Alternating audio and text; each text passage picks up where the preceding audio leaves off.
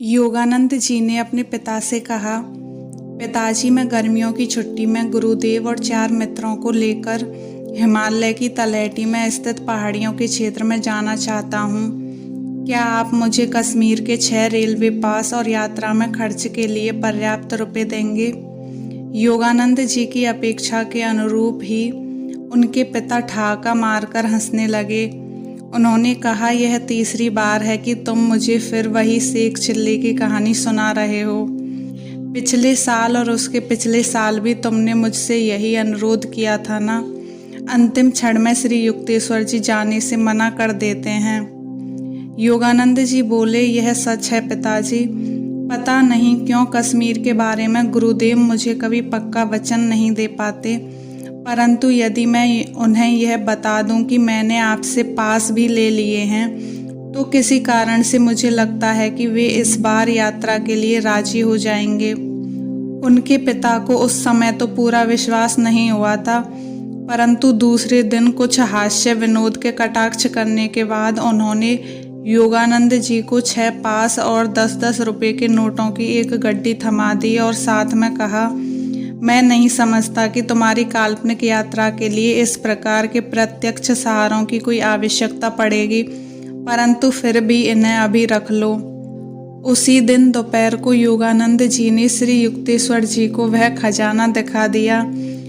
उनके गुरु उनके उत्साह पर मुस्कुराए तो अवश्य, परंतु उनके शब्द गोलमोल ही थे। मैं जाना तो चाहता हूँ, पर देखेंगे। योगानंद जी ने जब उनके आश्रमवासी बाल शिष्य कन्हई को अपने साथ चलने के लिए कहा, तब भी वे कुछ नहीं बोले। उन्होंने 3 अन्य मित्रों को भी चलने के लिए कहा, राजेंद्र, ज्योतिनड्डी और एक अन्य लड़का। उन्होंने अपने प्रस्थान के लिए अगले सोमवार का दिन तय किया। घर में एक चचेरे भाई की शादी होने के कारण शनिवार और रविवार को योगानंद जी कोलकाता में ही रहे। सोमवार को प्रातः ही वे अपने सामान के साथ श्री रामपुर पहुंच गए। आश्रम के द्वार पर ही राजेंद्र से भेंट हो गई। उसने कहा, गुरुदेव बाहर टहलने गए हैं। उन्होंने जाने से इनकार कर दिया। योगानंद जी को जितना संताप हुआ उतनी ही जिद भी चढ़ गई। उन्होंने कहा, पिताजी को अपनी तीसरी काल्पनिक कश्मीर यात्रा का मजाक उड़ाने का अवसर नहीं दूंगा। चलो, हम बाकी लोग ही चलते हैं। राजेंद्र मान गया।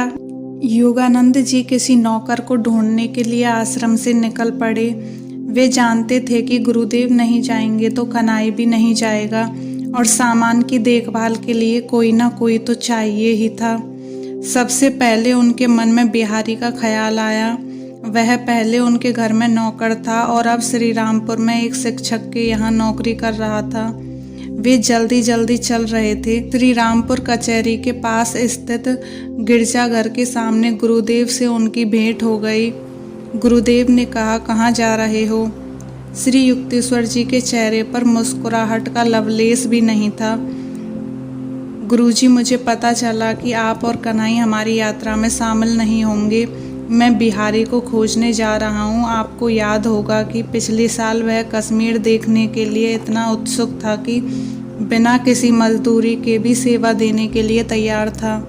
श्री युक्तेश्वर जी ने कहा, मुझे याद है, फिर भी मुझे नहीं लगता कि बिहारी जाना चाहेगा। योगानंद जी ने चिढ़कर कहा, वह इस अवसर की आतुरता से प्रतीक्षा कर रहा है। गुरुदेव चुपचाप आगे बढ़ गए। योगानंद जी थोड़े समय में ही उस शिक्षक के घर पहुंच गए। बिहारी घर के आंगन में ही था। योगानंद जी को देखते ही वह प्रेम से मुस्कुराते हुए उनकी ओर आया, परंतु जैसे ही योगानंद जी ने कश्मीर की बात छेड़ी, उसकी मुस्कुराहट हवा हो गई। होठों में ही बड़बड़ाते हुए उसने क्षमा मांगी और अपने मालिक के घर के भीतर चला गया। वे आधे घंटे तक अपने आप को यह दिलासा देते वहीं खड़े रहे कि बिहारी उनके साथ आने की तैयारी कर रहा होगा, इसलिए उसे देरी हो रही है। आखिरकार एक आदमी ने बताया, बिहारी तो लगभग आधे घंटे पहले ही पीछे की सीढ़ियों से उतरकर कहीं बाहर चला गया है। उस आदमी के होठों पर हल्की मुस्कान खेल रही थी।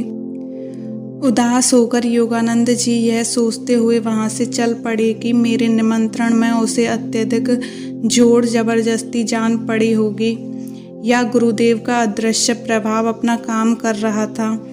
गिरजाघर को पार करते ही उन्होंने गुरुदेव को पुनः अपनी ओर आते देखा। योगानंद जी के कुछ कहने से पहले ही वे बोल पड़े, तो बिहारी नहीं जाएगा, अब तुम्हारी क्या योजना है? योगानंद जी स्वयं को किसी ऐसे जिद्दी बच्चे की तरह समझ रहे थे जिसने अपने अधिकार जताने वाले पिता का विरोध करने की ठान ली हो। उन्होंने कहा, गुरुजी, मैं अपने चाचा जी के पास यह अनुरोध करने जा रहा हूँ कि वे अपने नौकर लालधारी को मेरे साथ भेज दें।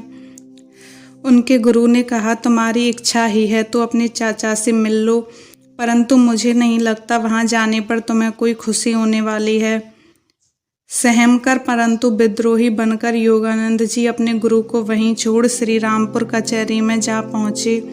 उनके चाचा ने बड़े प्रेम से उनका स्वागत किया। योगानंद जी ने उन्हें बताया कि मैं आज ही कुछ मित्रों के साथ कश्मीर जा रहा हूँ। कई वर्षों से मुझे हिमालय की इस यात्रा की प्रतीक्षा थी।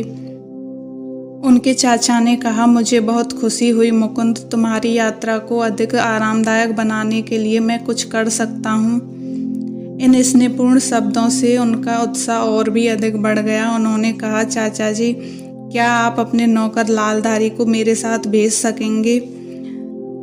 योगानंद जी के सीधे साधे अनुरोध से मानो भूचाल आ गया। चाचा जी इतने जोर से उछल पड़े कि उनकी कुर्सी उलट गई। मेज पर पड़े कागज 10 दिशाओं में उड़ गए और उनका हुक्का अत्यधिक गड़गड़ाहट के साथ फर्श पर जा गिरा। गुस्से से कांपते हुए वे चीख उठे, स्वार्थी लड़के, तुम्हारी मति मारी गई है। अपनी इस मटर गश्ती की यात्रा पर तुम मेरे नौकर को ले जाओगे तो मेरा काम कौन करेगा?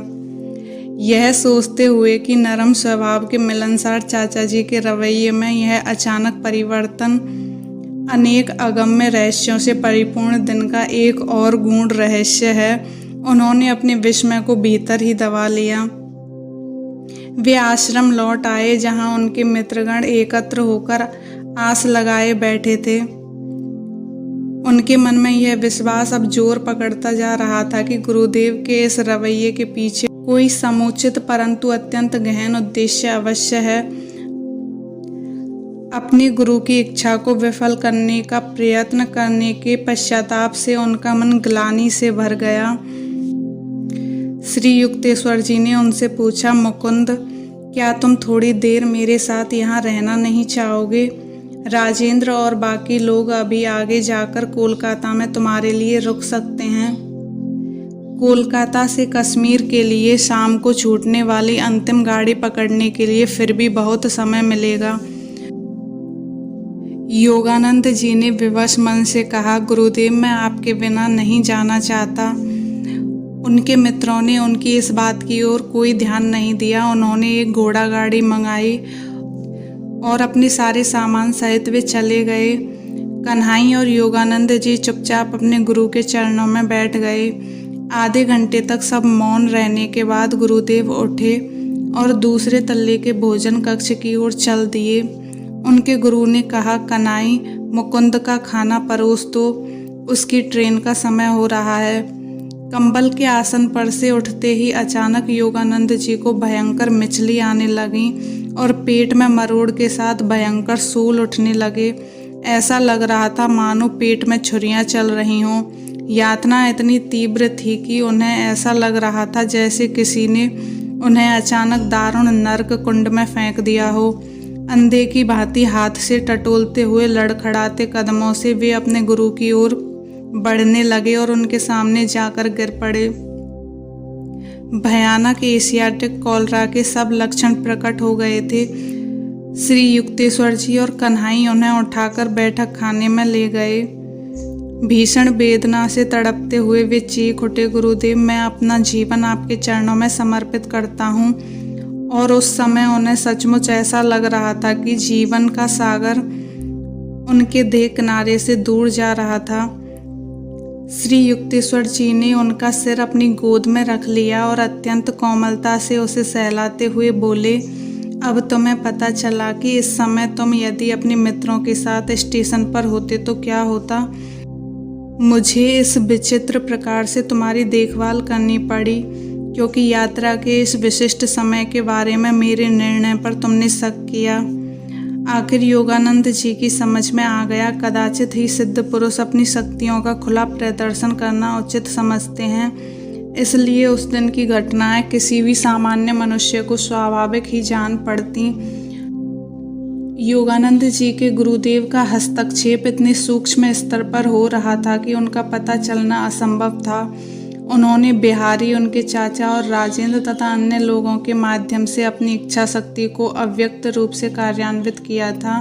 योगानंद जी को छोड़कर शायद हर किसी ने परिस्थितियों को तर्क संगत और सामान्य समझा था। श्री युक्तेश्वर जी अपनी सामाजिक दायित्वों को निभाने में कभी चूकते नहीं थे, अतः उन्होंने डॉक्टर को बुला लाने के लिए और चाचा जी को सूचित करने के लिए कन्हई को भेज दिया। योगानंद जी ने विरोध दर्शाते हुए कहा, गुरुदेव, मुझे केवल आप ही ठीक कर सकते हैं, मैं किसी भी डॉक्टर की शक्ति से बाहर जा चुका हूँ। श्री युक्तेश्वर जी बोले, मेरे बच्चे, ईश्वर की कृपा तुम्हारी रक्षा कर रही है, डॉक्टर की चिंता मत करो, उसे तुम इस अवस्था में नहीं मिलोगे, तुम ठीक हो चुके हो। उनके गुरुदेव के मुख से ये शब्द निकलते ही उनकी तीव्र वेदना अचानक गायब हो गई। जोरी तो थी पर वे उठकर बैठ गए। शीघ्र ही एक डॉक्टर वहां आए और उन्होंने उनकी जांच की। उन्होंने कहा, तुम्हारा संकट टल गया है, लेबोरेटरी टेस्ट के लिए तुम्हारे कुछ नमूने मैं अपने साथ ले जाता हूँ। दूसरे दिन प्रातःकाल ही डॉक्टर जल्दबाजी में आए। योगानंद जी स्वस्थ चित्त होकर बैठे हुए थे।